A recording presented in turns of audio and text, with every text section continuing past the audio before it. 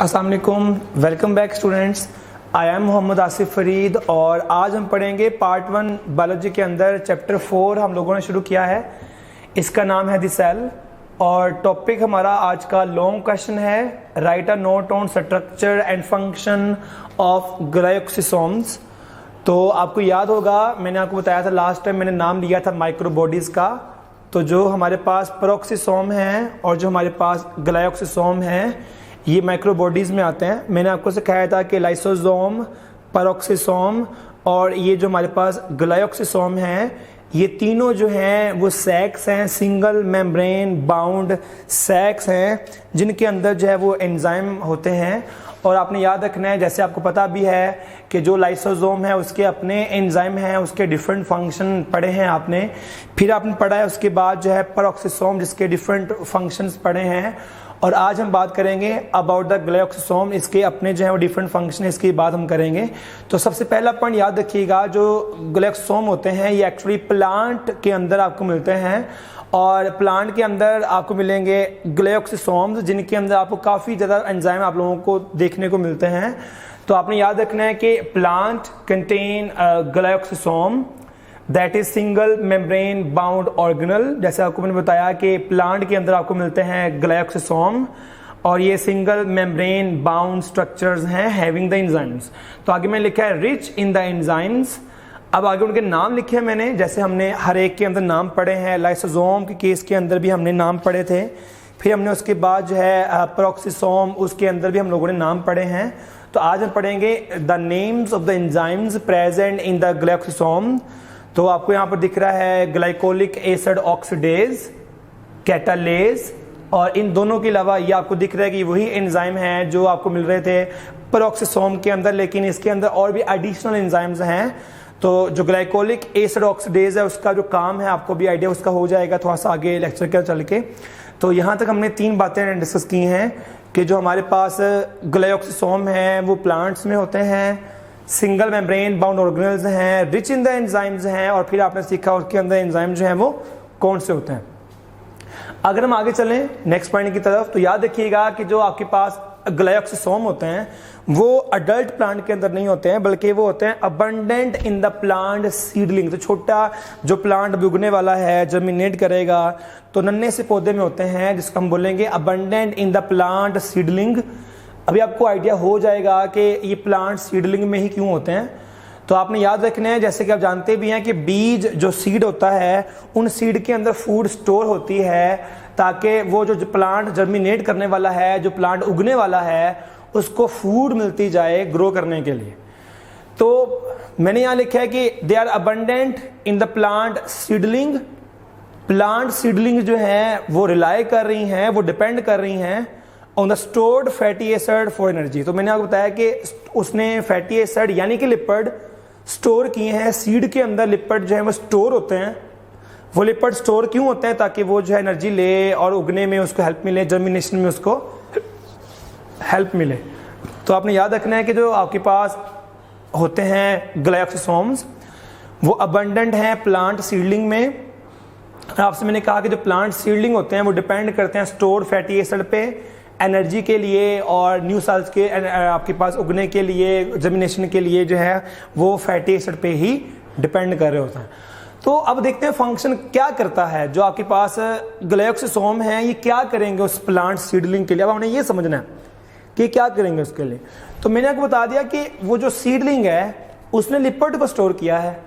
तो अगर लिपिड को स्टोर किया है तो उसको लिपिड को चेंज करना पड़ेगा कार्बोहाइड्रेट में, ताकि ग्लाइकोलाइसिस हो सके, रेस्पिरेशन हो सके, क्रेब्स साइकिल हो सके, और वो स्टोर्ड जो फैटी एसिड हैं उसे चेंज करना पड़ेगा कार्बोहाइड्रेट में। ये जो काम है ये करते हैं ग्लाइकोसिसोम। तो जो हमारे पास ग्लाइकोसिसोम होते हैं ये कन्वर्ट करते हैं स्टोर्ड फैटी एसिड जो कि बीज में स्टोर हैं इनटू द कार्बोहाइड्रेट। ठीक है, तो कार्बोहाइड्रेट के अंदर चेंज करेंगे, कन्वर्ट करेंगे। मैंने आपको बता दिया कि कार्बोहाइड्रेट में कन्वर्ट क्यों करना है। तो मैंने आपको बताया इसलिए कन्वर्ट करना है ताकि रेस्पिरेशन हो सके और वो जो आपके पास ग्लूकोज बनेगा उसको ब्रेक करके एनर्जी जो है वो हासिल की जा सके। तो याद रखना है कि जो ग्लाइकोसोम होते हैं प्लांट सीडलिंग के अंदर होते ही इसलिए हैं ताकि वो कन्वर्ट कर दें स्टोर्ड फैटी एसिड को इनटू द कार्बोहाइड्रेट। अब एक क्वेश्चन अपने याद रखना है कि स्टोर्ड फैटी एसिड को कार्बोहाइड्रेट में चेंज करने के लिए, कन्वर्ट करने के लिए एक साइकिल चलता है, जिस तरह के आप पढ़ चुके हैं, आपके पास क्रेब साइकिल है, डार्क साइकिल है, ऐसे एक और साइकिल, इसको नाम है ग्लाइकोक्सिलेट साइकिल। तो ये वो साइकिल है जिसके जरिए स्टोर्ड फैटी एसिड को कार्बोहाइड्रेट में चेंज किया जाएगा। और आपने याद रखना है ये जो साइकिल है जो कि स्टोर्ड फैटी एसिड को कार्बोहाइड्रेट में चेंज करेगा, इसका नाम है ग्लाइकोक्सिलेट साइकिल। इस साइकिल के लिए जो एंजाइम हैं वो कहाँ मिलेंगे आपको? वो मिलेंगे आपको ग्लाइकोसोम के अंदर। जिस तरह आप जानते हैं क्रेब साइकिल के लिए जो एंजाइम रिक्वायर्ड हैं वो आपको मिलते हैं माइटोकॉन्ड्रिया में। इसी तरह ग्लाइकोलाइसिस के अंदर जो एंजाइम रिक्वायर्ड हैं वो आपको मिलते हैं साइटोप्लाज्म के अंदर। तो बिल्कुल ऐसे ही इस साइकिल के अंदर, ग्लाइकोक्सिलेट साइकिल के अंदर जो एंजाइम रिक्वायर्ड हैं वो आपको मिलते हैं ग्लाइकोसोम के अंदर। तो ये आपने याद रखना है कि जो आपके पास फंक्शन है इसका ग्लाइकोसोम का, वो ये होता है कि ये कन्वर्ट करता है स्टोर्ड फैटी एसिड को इनटू कार्बोहाइड्रेट्स, और ये जो है एक साइकिल के जरिए काम चलाएगा, उसका नाम है ग्लाइकोक्सिलेट साइकिल। और ये जो साइकिल है असल में ये चलता है, इसके लिए जो एंजाइम रिक्वायर्ड हैं they are present in the glycosome. तो आपको आइडिया हो गया कि जिन जिन बीज के अंदर, जिन जिन सीड के अंदर लिपिड स्टोर होगा, इसको उन्हीं के अंदर होना चाहिए, क्योंकि इसका काम क्या है? इसका काम है सिर्फ और सिर्फ स्टोर्ड फैटी एसिड को कार्बोहाइड्रेट में चेंज करना। तो ऐसे बीज दो तरह के होते हैं हमारे पास। एक होते हैं लिपिड रिच सीड, ऐसे सीड जो डिपेंडेंस जिनकी होती है स्टोर्ड फैटी एसिड पे for the growth, for the germination.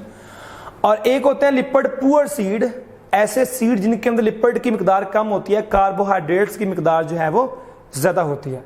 तो अगर हम देखें कि जो आपके पास ऑर्गेनल है इसे किन में ज्यादा होना चाहिए और किस में कम होना चाहिए, तो हमें आइडिया होना चाहिए कि वो बीज जो लिपिड रिच सीड है, लिपिड रिच सीड, उनके अंदर ये जो ऑर्गेनल है उनका नंबर ज्यादा होना चाहिए, ताकि ये ज्यादा से ज्यादा जो है वो लिपिड्स को कन्वर्ट कर सकें कार्बोहाइड्रेट में बाय द ग्लाइकोक्सिलेट साइकिल। और वो बीज जिनके अंदर लिपिड कम है, एब्सेंट होना चाहिए उसके अंदर, absent in the lipid poor seeds. अगर हम एग्जांपल की बात करें तो सोयाबीन है, कैस्टर बीन है, इनके अंदर लिपिड ज़्यादा स्टोर होते हैं। और अगर हम बात करें कि लिपिड पुअर में कौन आता है, तो पी प्लांट जो है वो आपके पास लिपिड पुअर सीड में आते हैं। आगे मैंने यहाँ पे लिखा है शॉर्ट पीरियड ऑफ जर्मिनेशन के लिए जो है वो ये होते हैं, लॉन्ग रन के लिए नहीं होते, परमानेंट बेसिस के ऊपर जो है प्लांट के अंदर नहीं है। इसकी रीजन क्या है? तो देखें आपको समझ लग रही है कि ये बीज के अंदर हैं, तो जब बीज ग्रो करेंगे, जब जर्मिनेट करेंगे, तो उसके बाद तो प्लांट बड़ा हो जाएगा, जमीन से बाहर आ जाएगा, सनलाइट को एब्जॉर्ब करेगा, उसके अंदर क्लोरोफिल है, क्लोरन काइमा सेल्स हैं, जिसके अंदर आपको मिलेगा क्लोरोप्लास्ट मिलेगा, क्लोरोप्लास्ट के अंदर आपको मिलेगा क्लोरोफिल मिलेगा। तो वो आराम से जो है वो फूड तैयार कर पाएगा, फोटोसिंथेसिस कर पाएगा। तो फिर उसे नीड नहीं है कि वो फैटी एसिड को चेंज करने पे फोकस करे। तो मैं कहना आपसे ये चाह रहा हूं कि जब तक प्लांट उगा नहीं है, जर्मिनेट नहीं हुआ शॉर्ट टाइम के लिए, तब वो लिपिड पे जो है वो डिपेंडेंस उसकी है। इसीलिए जो आपके पास ये ऑर्गेनल्स हैं ये शॉर्ट पीरियड ऑफ टाइम के लिए जो है प्लांट के अंदर होंगे। अगर हम जाएं, हमने यहाँ पे देख लिया कि ये काम क्या है, इनका कन्वर्ट करते हैं स्टोर्ड फैटी एसिड को कार्बोहाइड्रेट में, ताकि उनसे इनको एनर्जी मिल सके। और ये चीज़ अचीव करते हैं बाय द ग्लाइकोक्सिलेट साइकिल, जिसके एंजाइम जो हैं वो होते हैं आपके पास ग्लाइकोसोम के अंदर। फिर सीखा आपने लिपिड रिच सीड में होते हैं, और फिर हमने बात की शॉर्ट पीरियड ऑफ टाइम के लिए होते हैं। अगर हम लास्ट पे देखें, जो हमारा लास्ट पॉइंट है वो मैंने लिखा है they are absent in the lipid poor seed. जैसे आपको मैंने बताया अभी कि सीड दो तरह के हैं, लिपिड रिच सीड भी हैं और लिपिड पुअर सीड भी हैं। तो जो लिपिड रिच सीड हैं उनके अंदर स्टोर्ड फैटी एसिड होते हैं, तो उनके अंदर जो इनको होना चाहिए।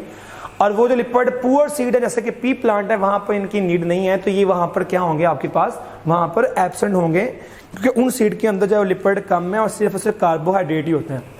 तो आज हमने क्या सीखा? आज का हमारा लॉन्ग क्वेश्चन था जो हमने शुरू किया, टॉपिक चैप्टर 4 हमने शुरू किया है, उसका नाम है द सेल। टॉपिक का नाम था हमारा ग्लाइकोसोम। तो हमने यहाँ पर सीखा कि जिस तरह के एंजाइम आपको मिलते हैं पेरोक्सोसोम के अंदर, बिल्कुल वैसे ही एंजाइम जो हैं आपको मिल रहे हैं ग्लाइकोसोम के अंदर, लेकिन उन एंजाइम के अलावा इसमें एडिशनल एंजाइम भी होता है। तो हमने सीखा कि प्लांट के अंदर ये ऑर्गेनल है, सिंगल मेम्ब्रेन बाउंड है, रिच है एंजाइम के साथ, उनके हमने नाम सीखे कि ग्लाइकोलिक एसिड ऑक्सीडेज है, कैटालेज है और सम अदर एंजाइम्स हैं। फिर सीखा आपने कि जो आपके पास ऑर्गेनल है ये अबंडेंट है प्लांट की सीडलिंग के अंदर। तो मैंने कहा जो नन्हा पौधा है, छोटा पौधा है जिसने भी जर्मिनेट करना है, तो ये उसके अंदर जो है वो होते हैं ज़्यादा मिकदार में। ऐसा क्यों होता है? मैंने आपको बताया अभी कि प्लांट सीडलिंग जो हैं, जो प्लांट के बीज होते हैं, सीडलिंग होती हैं, वो डिपेंड करते हैं short stored fatty acid for energy. तो स्टोर होते हैं उसके अंदर फैटी एसिड, जिसके ऊपर वो डिपेंड करते हैं for the energy, for the growth. तो क्या काम है इनका? प्लांट सीडलिंग के अंदर ये स्टोर्ड फैटी एसिड को कन्वर्ट करते हैं इनटू द कार्बोहाइड्रेट। और मैंने आपको सिखाया कि ये जो काम है कि जिसके अंदर स्टोर्ड फैटी एसिड को चेंज करना है कार्बोहाइड्रेट में, ये काम होगा इस साइकिल के जरिए। इसका नाम है ग्लाइओक्सालेट साइकिल, जिसके लिए जो एंजाइम है वो आपको मिलते हैं, they are present in the glycosomes. फिर सीखा आपने they are present in the lipid rich seed and they are needed for the short time of the germination, and after that they will be not absent, they will not present in those cells. फिर आपने सीखा कि जो lipid rich seed है उनके अंदर तो होना चाहिए इनको, लेकिन जो लिपिड पुअर है वहां पे दे आर एब्सेंट। तो glycosomes are absent in the lipid poor seed. तो ये टॉपिक आपका लॉन्ग क्वेश्चन था अबाउट द माइक्रोबॉडीज। तो आपने सीखा लाइसोसोम की बात हमने की, फिर हमने बात की है अबाउट द प्रोक्सोम, और लास्ट हमने सीखा है अबाउट द ग्लाइकोसोम्स। तो ये आपका जो है वो लॉन्ग क्वेश्चन आपको बोर्ड के अंदर आता है। तो इसके 3 अगर हम पार्ट्स कर पाएंगे सीखने के लिए, जैसे हमने सीखा है कि इसमें एंजाइम्स कौन से वाले हैं, ये सीखा। फिर आपने सीखा है कि किन सेल्स में अबंडेंट है। फिर आपने सीखा है कि प्लांट की सीडलिंग के अंदर ही क्यों अबंडेंट है, ये सीखा आपने। और लास्ट हमने बात की about the functions of glycosome. That was all about my lecture. Wish you all the best. अल्लाह हाफिज़।